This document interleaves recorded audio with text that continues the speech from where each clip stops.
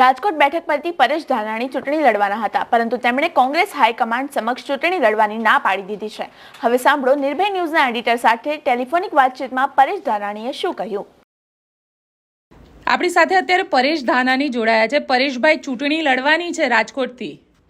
બેન, જાહેર જીવનનો કાર્યકર્તા છું. કોંગ્રેસ પાર્ટીએ મધ્યમ વર્ગીય ખેડૂત પરિવારના દીકરાને વણમાંગી વારંવાર તક આપી એની આગવી ઓળખ ઉભી કરી પાર્ટીનો જીવન પર ઋણી છું.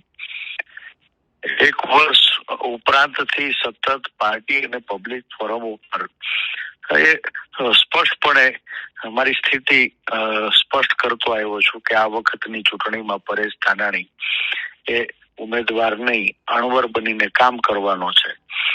પાર્ટીની ક્રાઇસિસ છે ત્યારે કોઈ એક ખેતરમાં ખીલે બંધાવા કરતા નવરા રહેશું તો બીજા 5 ખેતરમાંથી ખડ વાટી અને વિવિધ સમસ્યાઓ સર્જનારી આ ભારતીય જનતા પાર્ટીની સરકાર એને દેશ અને પ્રદેશમાંથી હાંકી કાઢવા માટે લડવાનો છે. પણ પરેશભાઈ, આ પહેલા પુરુષોત્તમભાઈની સામે તમે 22 વર્ષ પહેલા લડ્યા હતા. ફરી એક મોકો મળી રહ્યો છે કે તમે રાજકોટની સીટ ઉપરથી તમારા નામ ચર્ચાઈ રહ્યું છે. પાર્ટીનું નેતૃત્વ અને મીડિયાના મિત્રો બંનેની લાગણી માથે ચડાવવું. પરેશ ધાનાણીએ પોતાનું વર્ઝન પાર્ટી પ્લેટફોર્મ ઉપર 1 વર્ષ પહેલા જ સ્પષ્ટ કરી દીધું છે. પબ્લિક ફોરમમાં પણ વારંવાર આ વાત એમને દોહરાવી છે. એટલે મને લાગે છે કે વધુ પડતો મારા ઉપર પ્રેમ મીડિયાના મિત્રોએ કદાચ આ નામ ચલાવ્યું છે. પણ પરેશભાઈને ચૂંટણી લડવી જ નથી કે પાર્ટી કહેશે તો લડશે ખરા?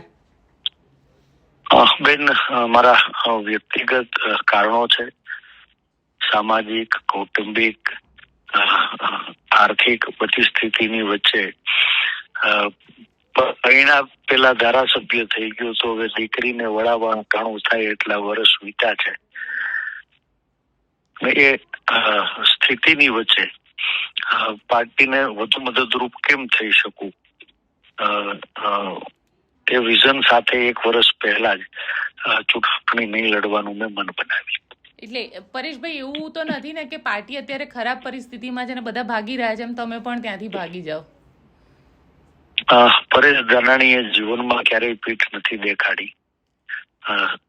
સતત લડ્યા છીએ અને આવતા દિવસોમાં લડવાના છીએ.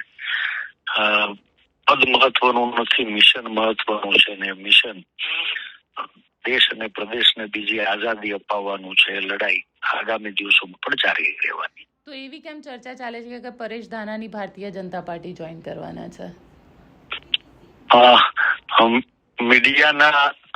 અમુક મીડિયાના મિત્રોએ કાલ્પનિક સમાચારોથી માહોલ બનાવવાનો પ્રયાસ કર્યો કે પરેશ ધાનાણી ભાજપમાં જાય છે.